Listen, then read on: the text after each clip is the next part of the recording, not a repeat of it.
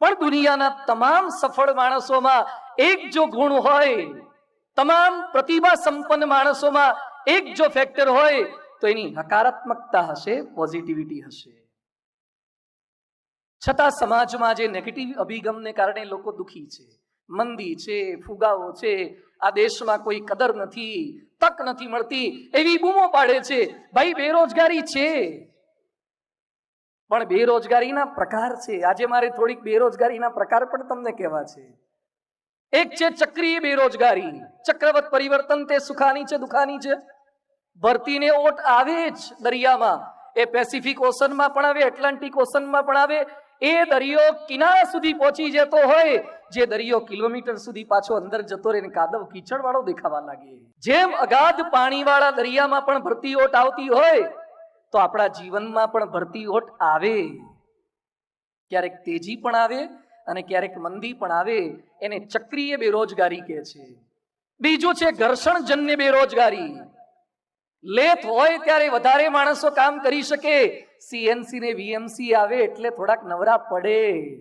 ઘર્ષણજન્ય બેરોજગારી છે. એક સરખો ધંધો થાય એટલે સ્પર્ધા વધે. ત્રીજી છે માળખાગત બેરોજગારી. ગાડીઓ વધવાની એટલે ટ્રાફિક થવાનો. પહેલા આપણા ઘરેથી રેસકોર્સ આવતા કેટલો સમય લાગતો હતો ને હવે કેવો સમય લાગે છે. પાછા આપણે રોડ પર નીકળીએ ત્યારે શું બોલે, રાજકોટમાં ગાડીઓ બહુ વધી ગઈ. તો તું ના નીકળ્યો? અને બીજાની ગાડી નડે છે તો આપણી ગાડી બીજા કોઈ નહીં નડતી હોય? યાદ રાખજો, રાજકોટમાં ગમે તેટલા ઓવરબ્રિજ બને ને તો પણ ટ્રાફિક તો ક્યાંક વધવાનો તો ખરો, કારણ કે જનસંખ્યા વધે છે અને વાહન સંખ્યા વધે છે. બનીને કોર્પોરેશન કેટલા બ્રિજ બનાવે, કેટલા રોડ પહોળા કરી શકે, એની પણ કંઈક લિમિટેશન હોય છે. તો માળખાગત બેરોજગારી, વસ્તી વધે એટલે હરીફાઈ વધે જ. મોસમી બેરોજગારી, વરસાદ આધારિત જે ધંધા છે એમાં તમારું કંઈ ચાલવાનું નથી, પ્લસ માઇનસ થાય. અને શિક્ષિત બેરોજગારી, ભણ્યા પછી તમારી લાઈનનું ન મળે અને તમે નીચી લાઈનનું કંઈ ન કરી શકો, એ શિક્ષિત બેરોજગારી છે. પણ એના કરતા પણ અઘરી હોય સ્વયં સર્જિત બેરોજગારી. સ્વયં સર્જિત બેરોજગારી, આળસ અને પ્રમાદ. મળે છે પણ કરવું નથી. બાના બતાવીએ છીએ, રોડ પર ટ્રાફિક જામ હોય તો 2-5 મિનિટ રાહ જોવાય, પલાઠી મારીને કલાક બેઠું ના રહેવાય, ડાયવર્ઝન વાળો રસ્તો શોધી લેવાય. તેમ તમને તમારી બુદ્ધિનું, તમારી શક્તિનું, તમારી આવડતનું, તમારા સર્ટિફિકેટનું હાલ નથી મળતું તો કંઈક નાના રસ્તા તો શોધી કાઢો.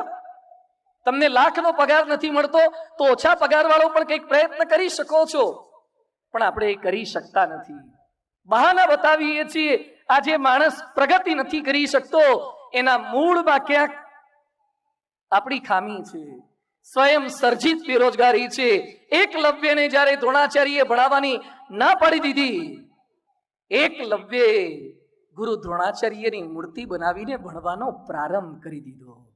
ઓનલાઈન શિક્ષણનો સૌથી પહેલો પ્રારંભ આખા વિશ્વમાં ક્યાંય થયો હોય તો ભારતમાં એકલવ્ય અને દ્રોણાચાર્યની વચ્ચે થયો હતો. ઓનલાઈન એજ્યુકેશનનો પ્રારંભ, એકલવ્ય ઓનલાઈન શિક્ષણનો પ્રારંભ કરી દીધો હતો. તો રસ્તા વિચારો. દ્વિતીય વિશ્વયુદ્ધ જ્યારે ચાલતું હતું એ સમયે લોખંડ ખૂબ વપરાતું હતું અને લોખંડની અછત થઈ. ગોંડલ નરેશ ભગવતસિંહ બાપુ, ગોંડલની અંદર સરકારી કામકાજની અંદર ટાંકણીઓની જરૂર પડે પિનઅપ કરવા માટે.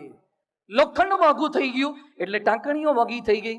અને ભગવતસિંહ બાપુ તો બહુ કુશળ રાજનીતિજ્ઞ પુરુષ હતા, બહુ કરકસર વાળા પણ હતા, દૂરંદેશી હતા.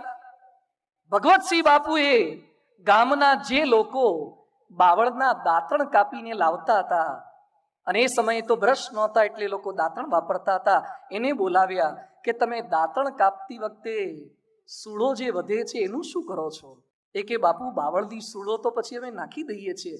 બાપુ કે સૂળો કેવી હોય? મજબૂત હોય? અરે બાપુ, સોલ હોતી પગમાં ઘૂસી જાય એવી અમુક તો મજબૂત સૂળો હોય છે. બાપુ કે તમારે દાંતણ લઈ લેવાના, વેચવાના તમારે, અને સૂળો રાજ સરકારને આપી દેવાની. અરે બાપુ, અમે તો તૈયાર જ છીએ સૂળો આપવા માટે. સૂળો આપી. તમને જાણીને આનંદ થશે કે જ્યાં સુધી દ્વિતીય વિશ્વયુદ્ધ ચાલ્યું અને લોખંડના ટાંકણીના ભાવ ન ઘટ્યા ત્યાં સુધી ગોંડલ નરેશે સરકારી કામકાજમાં ટાંકણીને બદલે બાવળની સૂળો વાપરી અને એમાં 1,22,000 રૂપિયાની બચત એ વખતે કરી હતી. વાતો ન કરો કે તકલીફ છે, કંઈક રસ્તા શોધી કાઢો. માનવ જેટલો પોઝિટિવ તેટલો તેનો ઉત્કર્ષ એ વધારે શક્ય બને છે. When we are born, we have no name. જ્યારે આપણે જન્મ્યા ત્યારે આપણું કોઈ નામ નહોતું. We have just our breath. કેવળ એક શ્વાસ હતો. જન્મ્યા ત્યારે નામ નહોતું. નામ તો થોડાક દિવસ પછી પડે છે. સાંભળજો ધ્યાનથી. When we are born, we have no name. We have just our breath. આપણો એક શ્વાસ જ હતો. When we die, we have no breath, just our name. જ્યારે મરીશું ત્યારે શ્વાસ નહીં હોય, ખાલી નામ હશે. લોકો બોલશે, કોણ ગયું?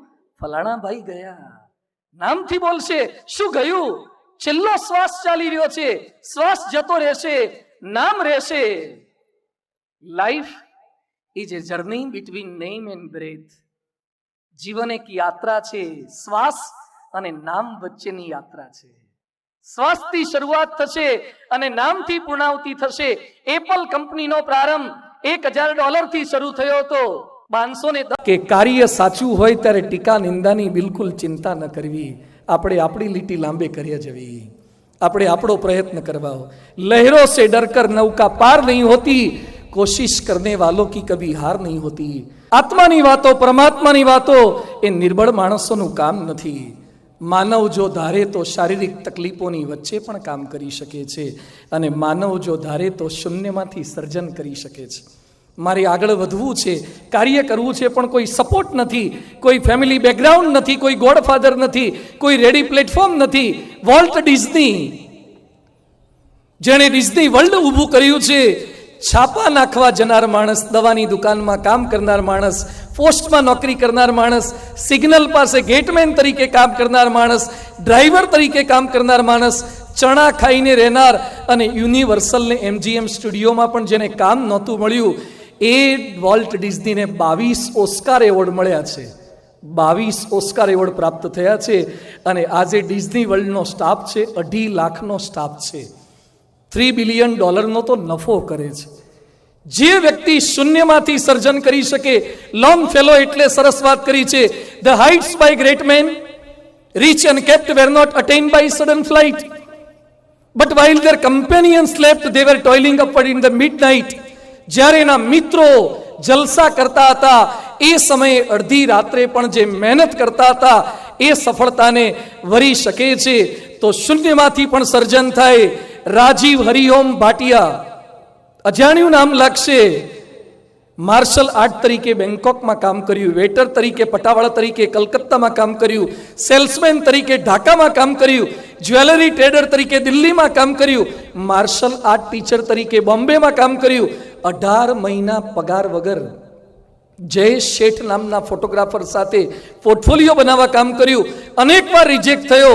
આજે એક સફળ એક્ટર તરીકે અક્ષય કુમાર તરીકે કામ કરી રહ્યા છે અને 143 ફિલ્મો બનાવી છે ને વર્ષે 300-400 કરોડ કમાઈ છે. એક સમય વેઇટર હતો, એક સમય ફોટોગ્રાફર સાથે કામ કરનાર માણસ હતો. તો વ્યક્તિ ધારે તો શૂન્યમાંથી સર્જન કરી શકે છે. માનવ જો ધારે તો ઓછા ભણતર સાથે પણ કામ કરી શકે છે. ક્યાંક કેટલાકનું ભણતર ગામડાના હોય તો ઓછું ભણતર હોય, અને એવા આપણી વચ્ચે જ કેટલાક બિરાજમાન છે. મોટી મોટી કંપનીઓ ચલાવનારા જે તે સમયે ઓછું ભણ્યા હતા, પણ એના મનમાં કંઈક કરી છૂટવાની ભાવના હતી એટલે કરી બતાવ્યું છે. પ્રેમ ગણપતિ તામિલનાડુનો વ્યક્તિ છે, નાગલાપુરમનો, 10 સુધી ભણ્યો છે, પણ એને સંકલ્પ કર્યો કે કંઈક કરવું છે. ઢોસા શીખ્યો અને ભારત અને ન્યુઝીલેન્ડમાં એની 26 દુકાનો ઢોસાની છે.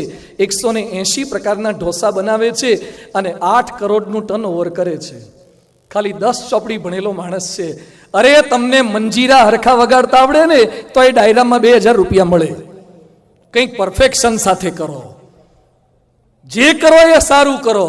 તમે મનની અંદર નક્કી કરો તો થઈ શકે છે. બ્રહ્મ સ્વરૂપ યોગીજી મહારાજ ખાલી 5 ચોપડી ભણેલા હતા, એ પણ ધારી ગામની 5 ચોપડી. શું ભણ્યા? પણ યોગીજી મહારાજે બાળ મંડળનો પ્રારંભ કર્યો, યુવક મંડળનો પ્રારંભ કર્યો. આજે વિશ્વ આખામાં જે બાળ પ્રવૃત્તિ દેખાય છે, યુવક મંડળ દેખાય છે, એના સ્વપ્ન દ્રષ્ટા હતા બ્રહ્મ સ્વરૂપ યોગીજી મહારાજ. આજે બીએપીએસ સંસ્થામાં જે ભણેલા સંતો દેખાય છે, અત્યાર સુધી મોટે ભાગે શું થતું હતું કે મોટી ઉંમરવાળા સાધુ થાય, જે ઘરે કામ ન લાગે એને મંદિર મોકલે. એક ભાઈ યોગીજી મહારાજ પાસે આવ્યા, એ કે સ્વામી મારા દીકરાને સાધુ કરો ને. તો યોગી બાપા કે ભણાવો ને. એ કે ભણવામાં મૂક્યો પણ 5માં 5 વાર નપાસ થયો, હવે સાધુ જ કરો. યોગી બાપા કે તો ગુરુ કઈ નોકરીએ જોડો. એ કે સ્વામી એવા નપાસ થયેલા કોણ નોકરી આપે? યોગીજી મહારાજ કે કઈ ઘરનો ધંધો શરૂ કરો. એ કે સ્વામીજી શરૂ કર્યો પણ એમાં હોના હાઈટ કર્યા, તો કે એને લગ્ન કરી દો તો સુધરી જાય. એ કે સ્વામી આવો હોય એને કોણ છોકરી આપે? આ તો સાધુ થવા જ જન્મ્યા હોય ને, ત્યાં કઈ પાંજરાપોળ છે? અહીંયા આવાજ ભેગા કરવા. ઓછા પગાર વાળો પણ કંઈક પ્રયત્ન કરી શકો છો, પણ આપણે એ કરી શકતા નથી. બહાના બતાવીએ છીએ. આજે માણસ પ્રગતિ નથી કરી શકતો, એના મૂળમાં ક્યાંક આપણી ખામી છે, સ્વયં સર્જિત બેરોજગારી છે. એકલવ્યને જ્યારે દ્રોણાચાર્યએ ભણાવવાની ના પાડી દીધી, એકલવ્યે ગુરુ દ્રોણાચાર્યની મૂર્તિ બનાવીને ભણવાનો પ્રારંભ કરી દીધો. ઓનલાઈન શિક્ષણનો સૌથી પહેલો પ્રારંભ આખા વિશ્વમાં ક્યાંય થયો હોય તો ભારતમાં એકલવ્ય અને દ્રોણાચાર્યની વચ્ચે થયો હતો. ઓનલાઈન એજ્યુકેશનનો પ્રારંભ, એકલવ્ય ઓનલાઈન શિક્ષણનો પ્રારંભ કરી દીધો હતો. તો રસ્તા વિચારો. દ્વિતીય વિશ્વ યુદ્ધ જ્યારે ચાલતું હતું એ સમયે લોખંડ ખૂબ વપરાતું હતું અને લોખંડની અછત થઈ. ગોંડલ નરેશ ભગવતસિંહ બાપુ, ગોંડલની અંદર સરકારી કામકાજની અંદર ટાંકણીઓની જરૂર પડે પિનઅપ કરવા માટે. લોખંડ મોંઘું થઈ ગયું એટલે ટાંકણીઓ મોંઘી થઈ ગઈ. અને ભગવતસિંહ બાપુ તો બહુ કુશળ રાજનીતિજ્ઞ પુરુષ હતા, બહુ કરકસર વાળા પણ હતા, દૂરંદેશી હતા.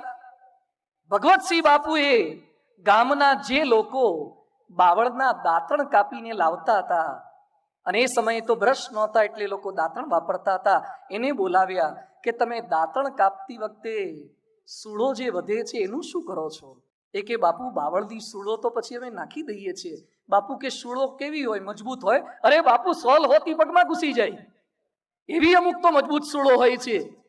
બાપુ કે તમારે દાંતણ લઈ લેવાના, વેચવાના તમારે, અને સૂળો રાજ સરકારને આપી દેવાની. અરે બાપુ અમે તો તૈયાર જ છીએ સૂળો આપવા માટે. સૂળો આપી તમને જાણીને આનંદ થશે કે જ્યાં સુધી દ્વિતીય વિશ્વ યુદ્ધ ચાલ્યું અને લોખંડના ટાંકણીના ભાવ ન ઘટ્યા ત્યાં સુધી ગોંડલ નરેશે સરકારી કામકાજમાં ટાંકણીને બદલે બાવળની સૂળો વાપરી અને એમાં 1,22,000 રૂપિયાની બચત એ વખતે કરી હતી.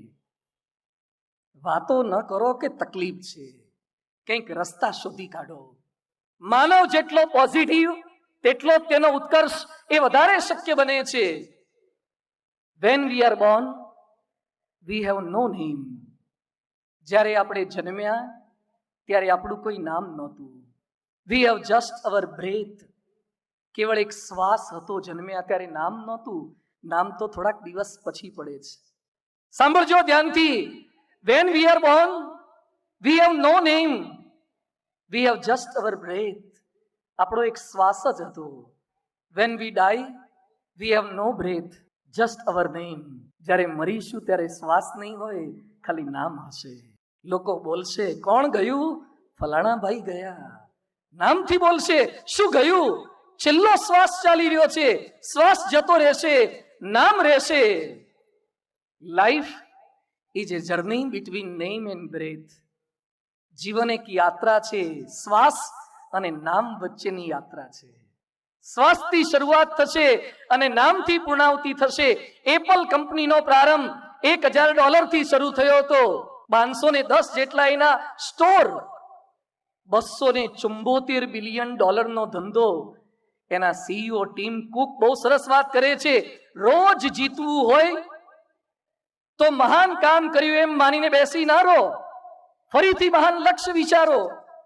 ગૂગલ કંપની 1 લાખ માણસો કામ કરે છે. ગૂગલ કંપનીમાં સેન ઓઝેમાં એનું મેઇન સેન્ટર છે અને આખા વિશ્વમાં 1 લાખ માણસો કામ કરે છે.